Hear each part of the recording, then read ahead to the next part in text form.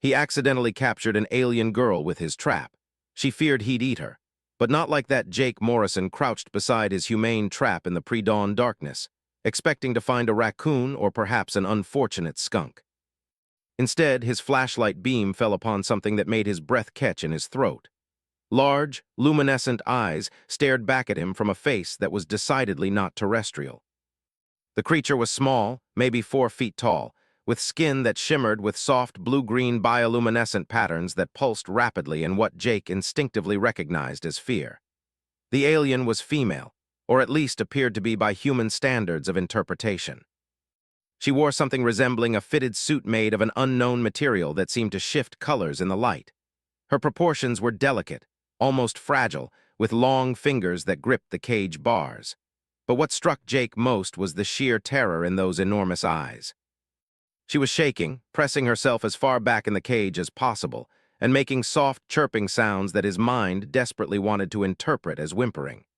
Jake slowly raised his hands, palms out, in what he hoped was a universal gesture of peace.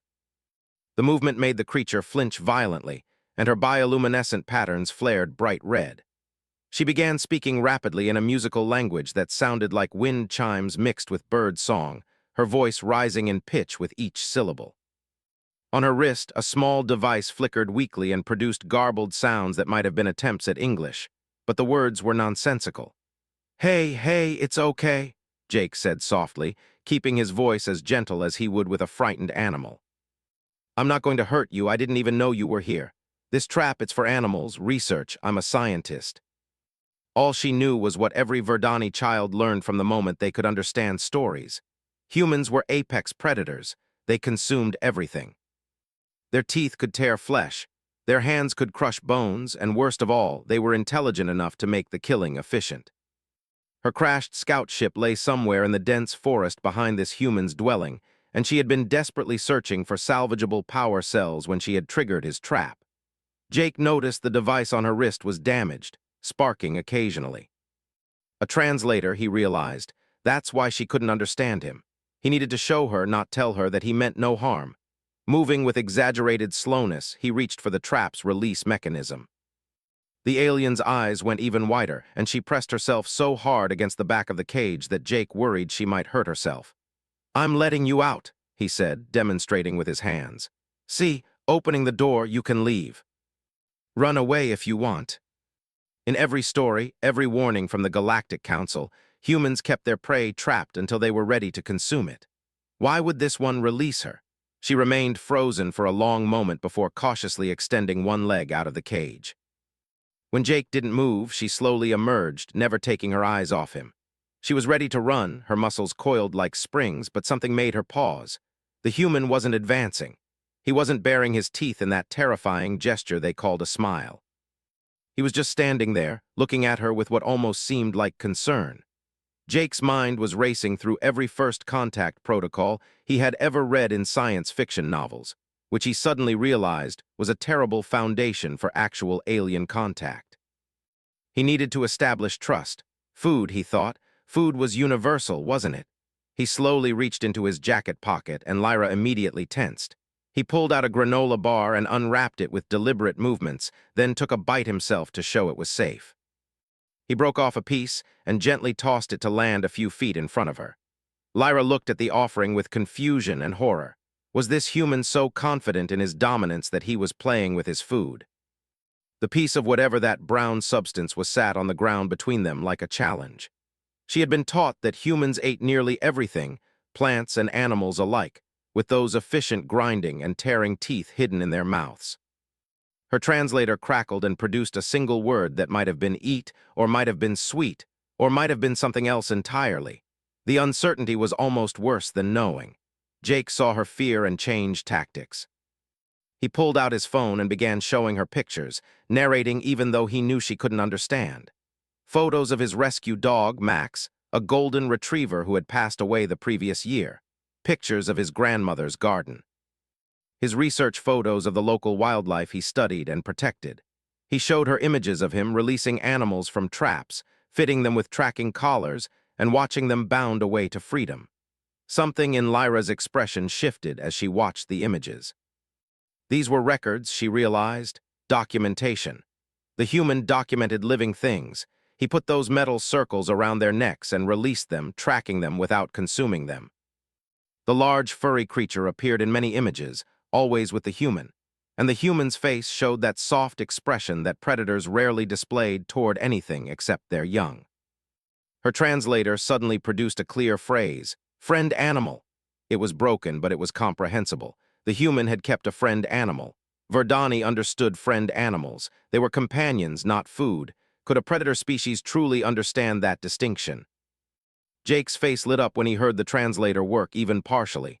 "Yes, friend, that's Max. He was my friend. I loved him."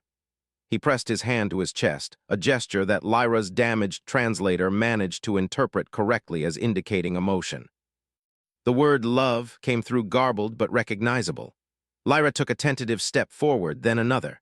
She was still afraid, but curiosity was beginning to override terror. She pointed at the granola bar piece on the ground, then at herself, making a questioning chirp. Jake nodded enthusiastically and gestured for her to take it. She picked it up with those long, delicate fingers and examined it closely, sniffing it with what passed for a nose on her species. The translator managed to convey that it contained plants, nuts, and something sweet. No meat, nothing that once lived and breathed. She took the tiniest bite possible, ready to spit it out if it was poisoned. The taste was strange but not unpleasant, sweet, as the translator had suggested. She took another small bite, and Jake smiled, a gentle expression that didn't show his teeth. Lyra found herself thinking that maybe, just maybe, not all the stories about humans were completely accurate. Then her wrist device began beeping insistently. The distress beacon had finally activated. Relief flooded through Lyra for approximately 3 seconds before she realized what this meant. The beacon would alert the Verdani military. They would send an extraction team. And they would come prepared for hostile forces holding one of their scouts prisoner. They would see her standing here with a human, possibly assume the worst, and respond with overwhelming force. Jake saw the panic return to her face as she stared at her beeping device. He didn't understand the specifics, but he understood rescue signal when he saw one. "Help is coming. That's good, right?" Then he saw her expression and realized maybe it wasn't good. Maybe help coming meant trouble for both of them. Lyra's translator crackled out broken phrases. "They come, they think danger, they see you, they fear, they—" The device sparked and went silent again, but Jake understood enough. Her people were coming and they would see him as the threat. He had exactly one chance to prove otherwise before Earth faced its first interstellar incident, and it would be entirely his fault for setting that trap in his backyard. Jake ran his hand through his hair, a gesture Lyra was beginning to recognize as his response to stress. Above them, something that looked like a silver tear in the sky had appeared, growing larger by the minute. A ship, her people's ship. Jake's phone was exploding with notifications. News alerts, emergency broadcasts, his sister calling repeatedly. The world had noticed the vessel hanging in orbit over the Pacific Northwest, and everyone from the military to conspiracy theorists was losing their minds. Lyra touched his arm gently, and Jake noticed how carefully she did it, as if afraid he might react violently. She pointed to her damaged translator, then to the collection of electronic equipment visible through Jake's cabin window. Her meaning was clear. They needed to fix the translator if they had any hope of explaining this situation before her people assumed the worst, and his people panicked into doing something catastrophic. Inside Jake's research station, which was really just his converted cabin filled with monitoring equipment, computers, and wildlife tracking gear, they worked with frantic urgency. Lyra's fingers moved with practiced precision over her translator device, while Jake supplied components from his electronics repair kit. He had learned to fix his own equipment years ago out of necessity. Living this far from town made overnight shipping a fantasy and repair shops a distant memory. The translator sparked once, twice, then hummed to life with a clear, pleasant tone. Lyra's voice came through in accented but perfectly understandable English. "Thank the stars. We have maybe 12 of your hours before my brother does something we will all regret. Commander Keldon of the Verdani Scout Fleet. He is very protective and very convinced that humans are dangerous." Lyra's bioluminescent patterns shifted to an embarrassed purple color. "I may have told him I was surveying a low-risk sector when I volunteered for this assignment." He is going to be extremely angry when he discovers I deliberately came to study your species against direct orders. You snuck out to find humans because you were curious, even though you thought we might eat you. It is a recurring character flaw, according to my family. The features were sharper than Lyra's, more angular, and his bioluminescent patterns pulsed an aggressive orange red. He spoke in that musical language, and Lyra's translator provided Jake with the words, "Human, you have one of our people. Release Scout Lyra immediately and unharmed, and we will consider departing without further action. Harm her, and your primitive world will face consequences you cannot imagine." She spoke rapidly in her own language, and Jake watched the commander's expression shift from aggression to shock to fury. "You volunteered? You deliberately came to this predator world?" The translator conveyed every ounce of Keldon's disbelief and anger. "Have you completely lost your sensory organs? These are the humans, Lyra, the species that climb to the top of their food chain by consuming everything in their path. We evolved, we changed. Give me a chance to show you. Let me prove we're not what you think we are. If after sharing a meal you still believe we're dangerous, then Lyra goes home and we never contact your people again. You want to invite a Verdani military commander to dinner, on Earth, in 12 hours. You don't eat meat. You are serious about this insane plan. All I'm asking is that you let me show you who we really are before you make any decisions about our entire species. What's a few hours when you've already come this far? I will land at your coordinates with a security detail. If I detect any weapons, any military presence, or any sign of deception, I will extract my sister and recommend your world be quarantined indefinitely. You will not get a second chance at first contact." Jake called in every favor he had accumulated in his 15 years living in this remote community. Sarah Chen, who ran the organic farm 3 miles down the road, arrived with crates of vegetables. Marcus, the chef who had moved out here after burning out in Seattle's restaurant scene, showed up with his portable cooking equipment and started planning a menu that would showcase Earth's culinary diversity without a single animal product. Emma and Joseph, an elderly couple who had been Jake's neighbors since he bought this property, brought their portable sound system and a collection of acoustic instruments.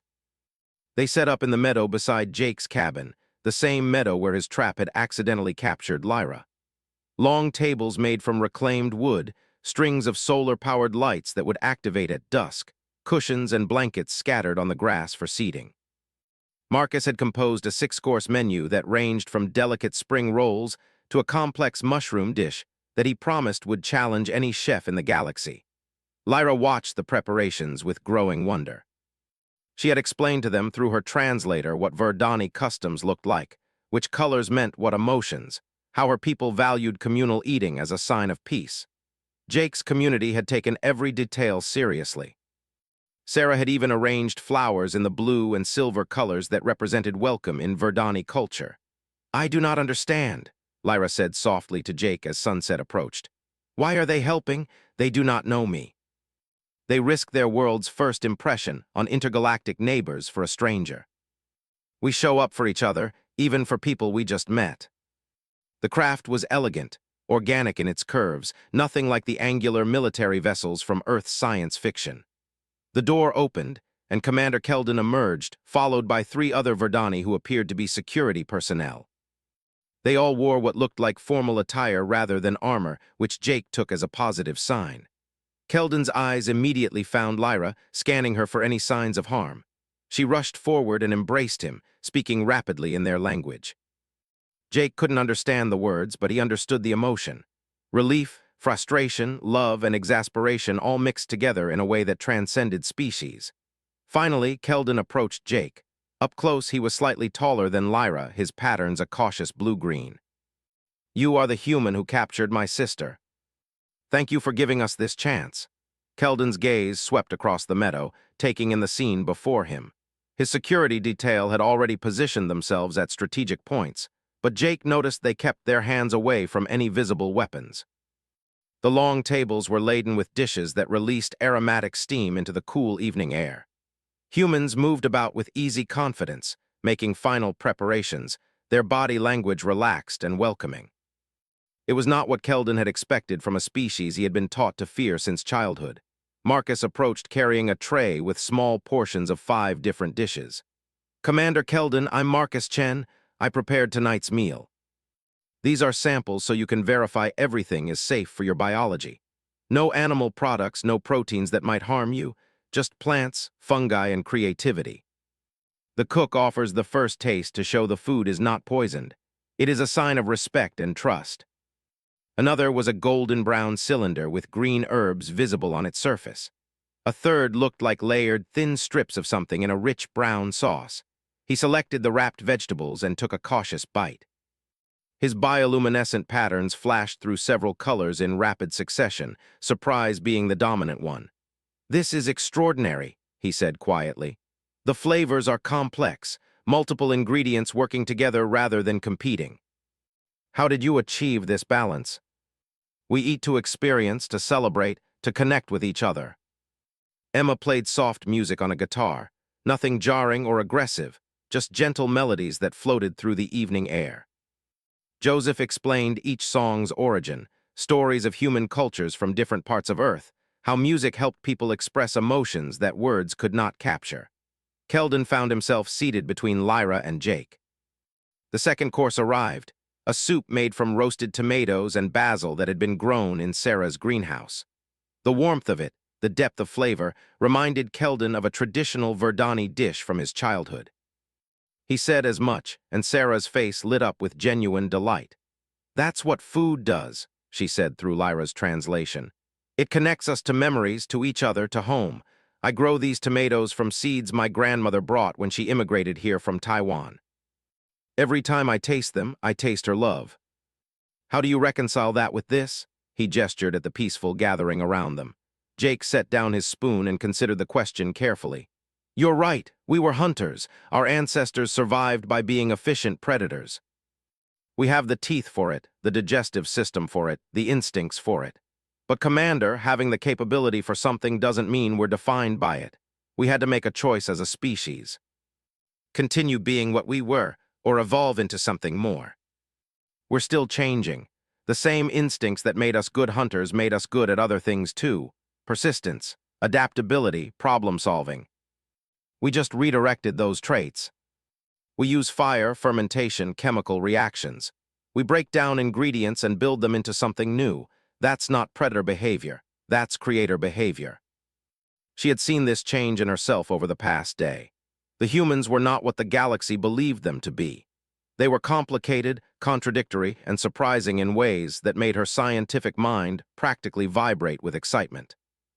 Emma told stories between courses, tales of how humans had learned to protect the animals they once hunted, how entire populations had come together to save species from extinction, how Jake himself had dedicated his career to understanding and preserving wildlife rather than exploiting it.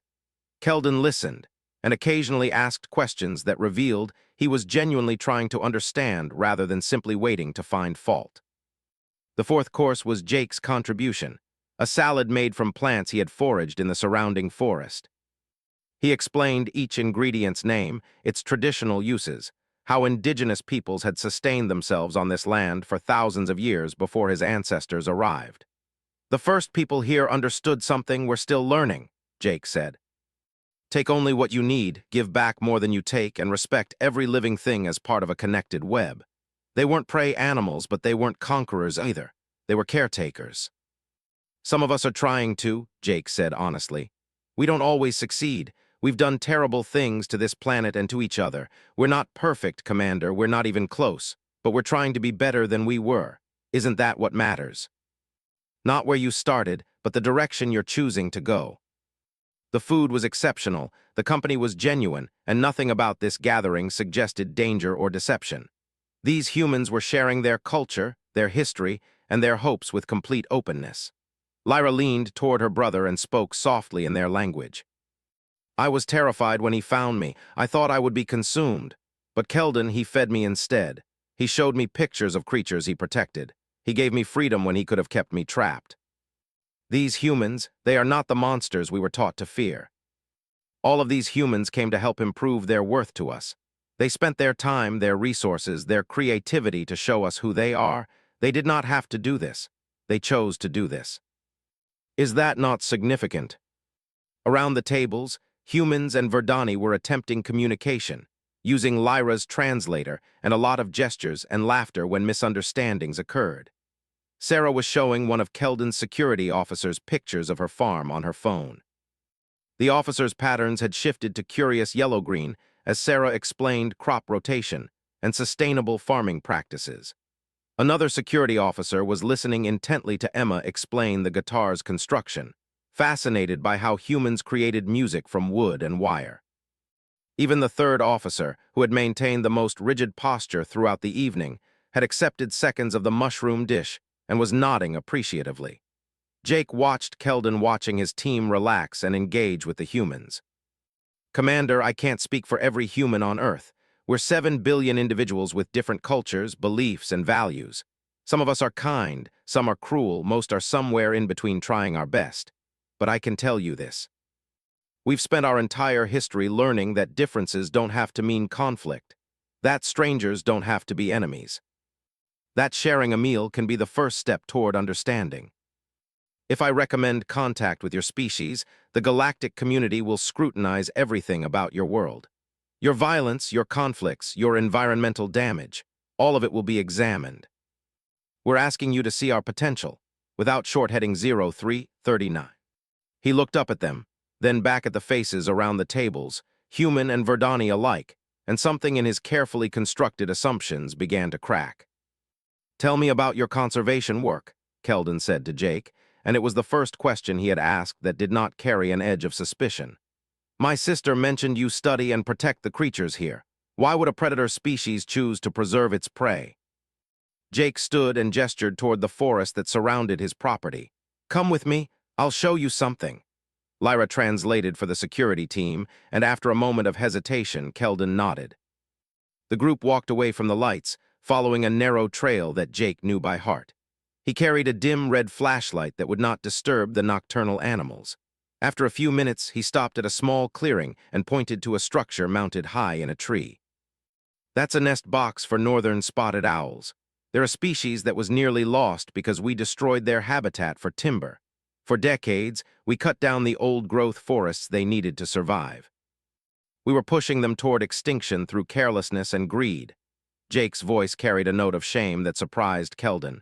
But then we realized what we were doing. We stopped cutting in certain areas. We built these nest boxes.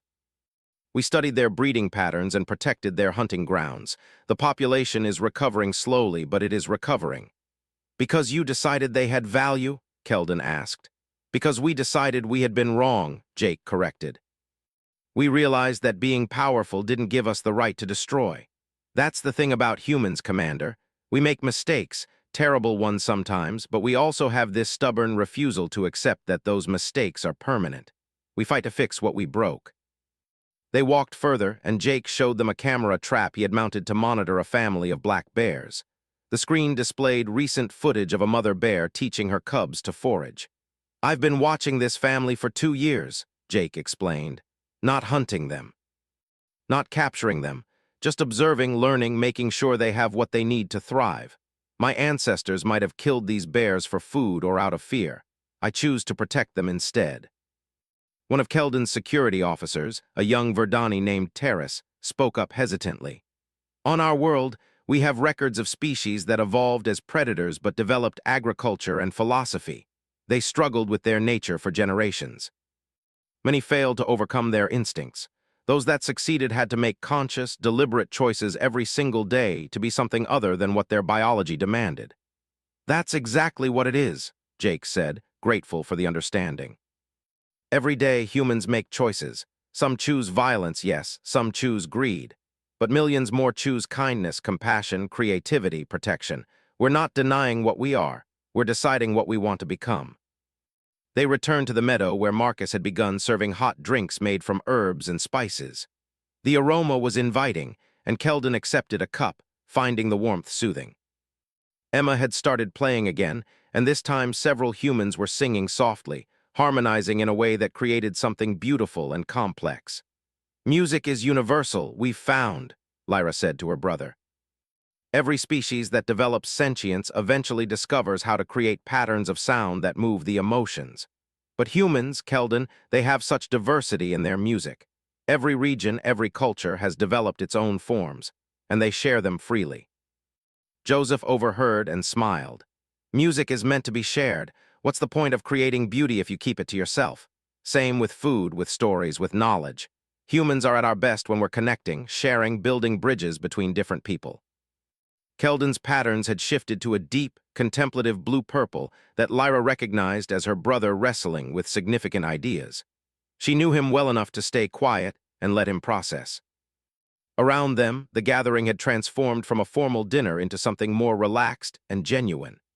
Humans and Verdani were exchanging stories through translation, laughing at misunderstandings, finding common ground in unexpected places. Sarah had discovered that the Verdani security officer she had been talking with, whose name was Vorin, was also a farmer on his home world. They were comparing growing techniques, and Vorin was fascinated by Sarah's descriptions of companion planting and natural pest management. "We use similar methods," he said through the translator, "but your solutions are elegantly simple. You work with the natural systems rather than trying to dominate them." "We learned that the hard way," Sarah admitted. "Spent decades poisoning our soil with chemicals, trying to force nature to do what we wanted. Nearly destroyed ourselves in the process. Now we're learning to be partners with the land instead of masters of it." Marcus joined Keldon and Jake, bringing a tray with small samples of preserved foods. "Commander, I wanted to show you something. These are all made through fermentation, a process where we use beneficial microorganisms to transform food. This technique is thousands of years old across dozens of human cultures. It's how we learn to preserve food, to create new flavors, to make nutrients more accessible.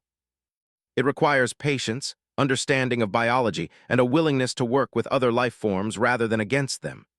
Keldon sampled each one, his scientific curiosity overriding his caution. The flavors were intense, complex, completely unlike anything in Verdani cuisine. "This is sophisticated," he said slowly. "This level of food science suggests a species that thinks long-term, that values craft and refinement over immediate consumption." "Exactly," Marcus said with enthusiasm. "We could have remained simple hunters, eating raw meat and basic plants. But we became curious. We experimented. We failed a lot, probably poisoned ourselves countless times learning what worked. But we kept trying because we wanted more than just survival. We wanted to experience our food to make it meaningful." Jake's phone buzzed, and he glanced at it to find messages from his sister, his colleagues, and several news organizations. The world was watching, waiting to see what would happen.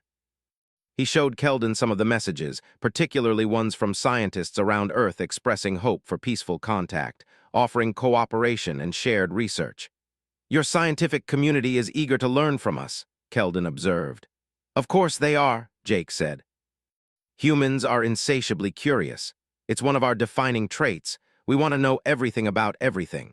It got us into trouble plenty of times, but it also drove us to explore, to question, to grow. Meeting your species, learning about the galaxy beyond our world, it's everything we've dreamed about for generations." Lyra touched her brother's arm gently. "They are not perfect, Keldon, but neither are we. Remember the wars our people fought before we unified. Remember how we nearly destroyed ourselves with our own technology. We found our way to peace and cooperation. Why do we assume humans cannot do the same?" Keldon looked at his sister, really looked at her, and saw something he had not expected. She had changed in the short time she had been here. There was a confidence in her expression, an excitement in her patterns that spoke of genuine discovery rather than fear. She had come to this world terrified of being consumed by monsters and had instead found people, flawed and complex and trying. "I need to speak with my command," Keldon said finally. He walked a short distance away and activated his communication device. The conversation lasted several minutes, and Jake tried not to let his anxiety show. Everything hinged on this moment, the decision that would determine whether Earth joined the galactic community or remained isolated. When Keldon returned, his patterns had settled into a steady, calm blue. "I have recommended to the galactic community that Earth be granted provisional contact status. This means a limited exchange of information, carefully monitored interaction, and a probationary period during which your species will be evaluated.